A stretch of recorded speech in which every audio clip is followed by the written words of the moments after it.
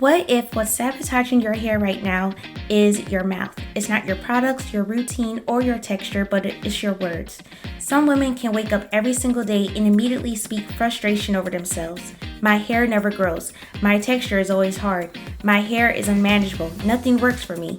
And eventually, those words that you're speaking, it stop being temporary emotions and it becomes your identity. You start approaching your hair being defeated, already impatient, already expecting failure, and honestly, I can relate because I used to do the same exact thing.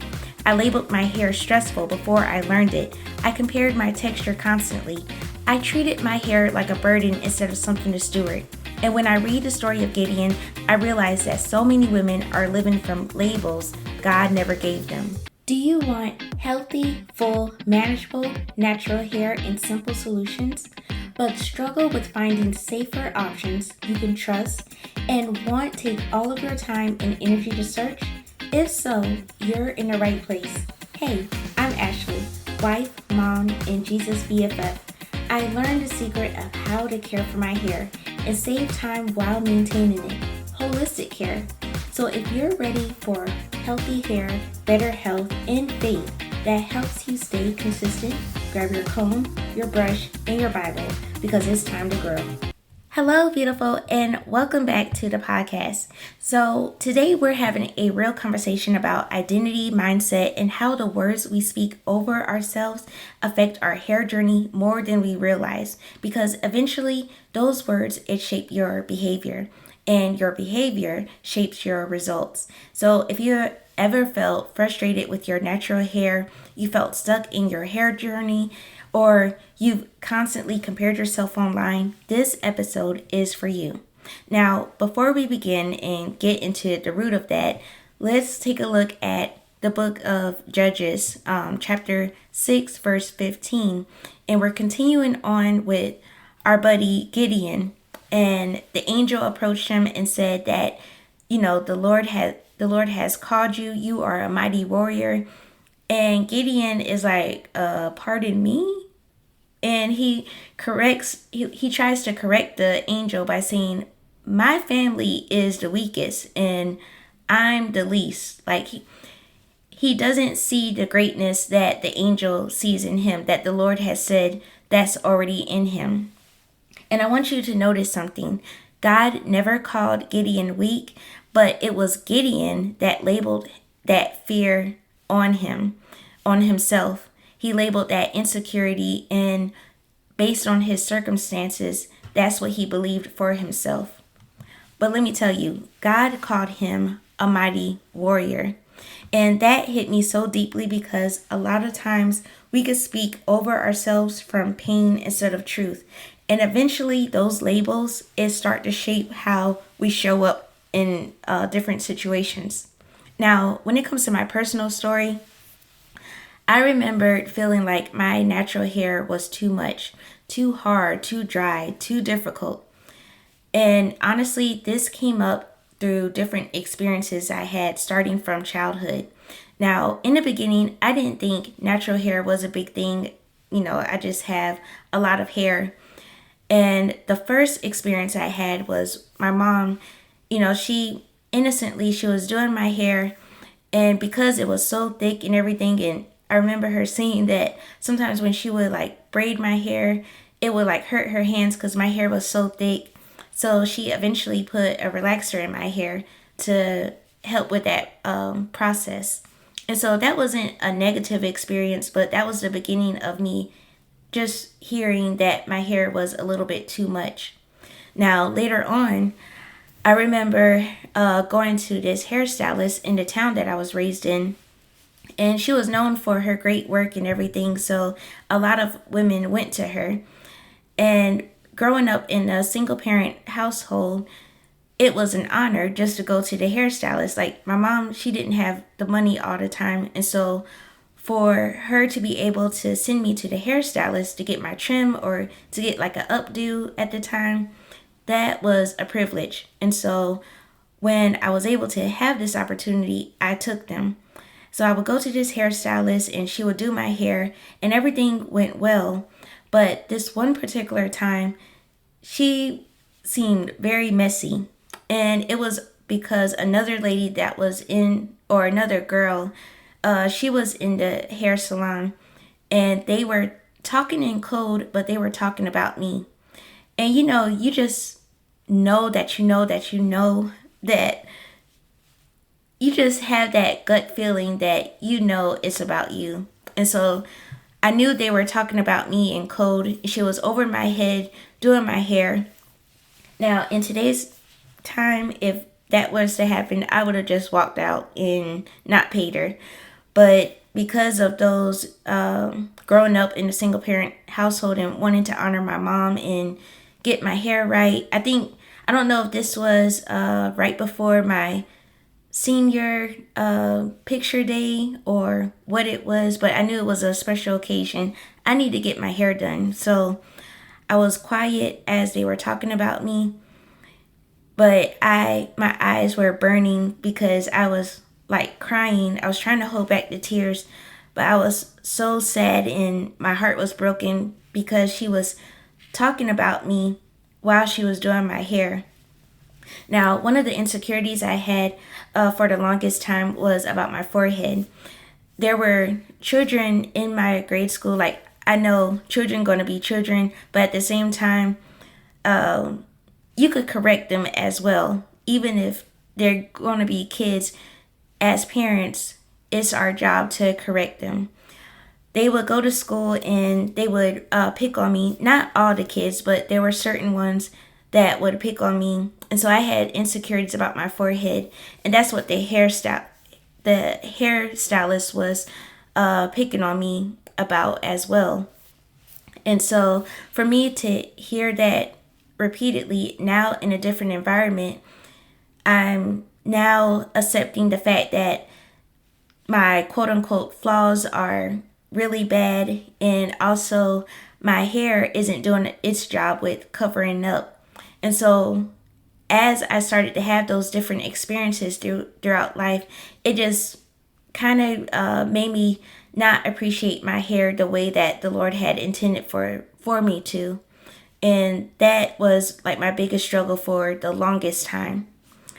And even years later, going to another hairstylist, I went and I tried to get her approval as far as my growth, because I tried to, as I started learning a little bit more about my hair, but still not really liking my hair as much because I was covering up so much, I tried to get her approval with seeing how my hair was growing and just trying to get her validation.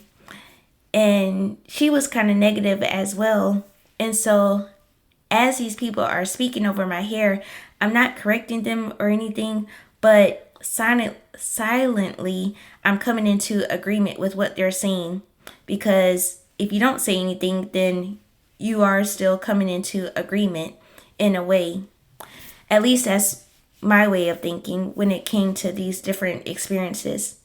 And then with social media, I was comparing myself a lot because I would just see that more people, they seem to be more attracted to the people with the long hair and everything that was very, it looked like it was flourishing. And so it just really made me not appreciate my hair. And eventually I started to approach my hair with frustration, or when it was wash day, it was stressful, and it just made me more inconsistent when it came to my hair. And this was how I steward my hair in the beginning. Now, a lot of us, we don't realize that emotional stress, it can affect our physical health. See, when it comes to stress, it can influence inflammation, hormone balance, cortisol levels, shedding, scalp health.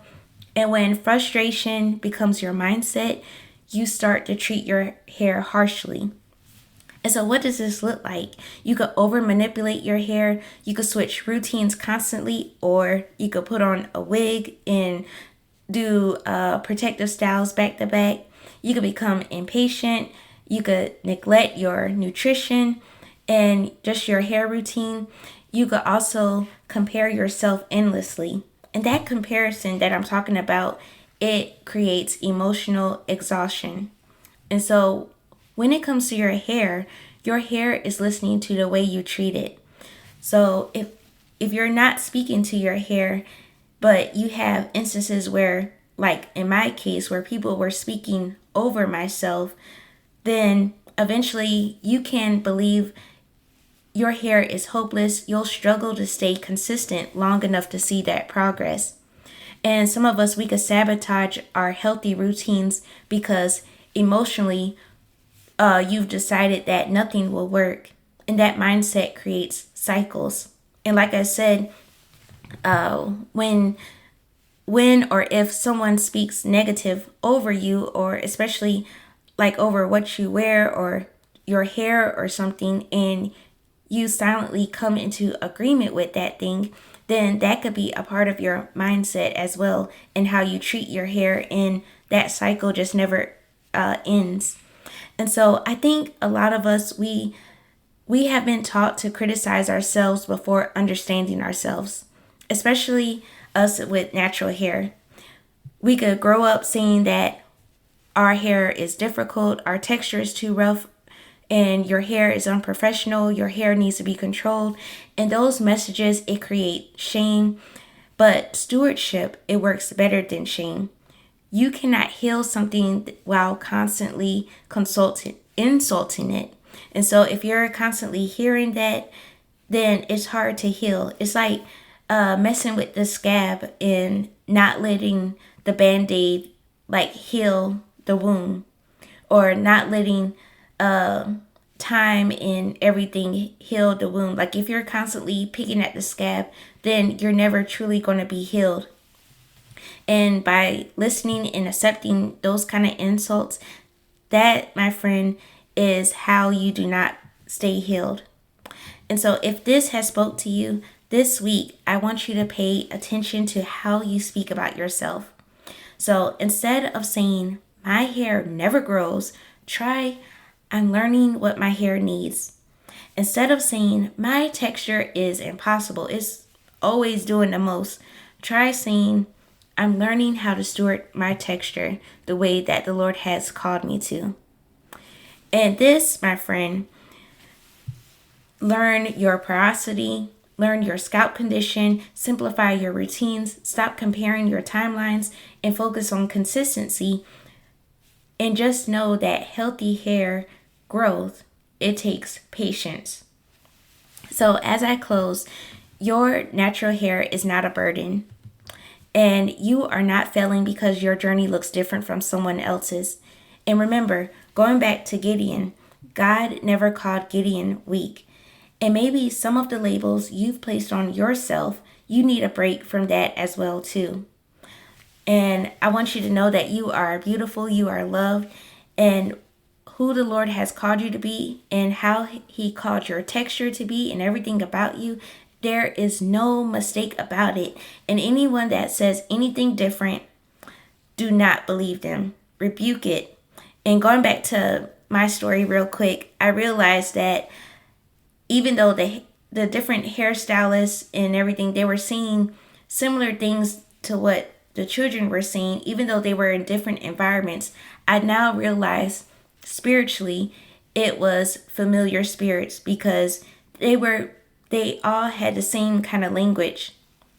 And so I knew it was a familiar spirit just trying to break my spirit within me.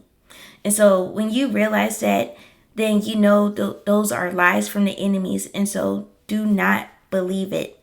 Believe God's truth. On the next episode, we're going to talk about why product hopping and constantly restarting your routines may be delaying your hair growth. So be sure to share this episode and let me know how this episode has spoken to you. I will talk to you next time. Bye, beautiful. Hey, beautiful. I hope you enjoyed today's episode. If so, would you please take 30 seconds and share with a friend who may want to care for their hair without overwhelm and confusion? Also, please leave a quick review for the show on Apple Podcasts. It lights me up to feel the love when I know the podcast is helping you. Well, I'm off to care for my crown, drink my water, and stop touching my hair. I'll meet you back on Tuesday for another quick episode. Love ya!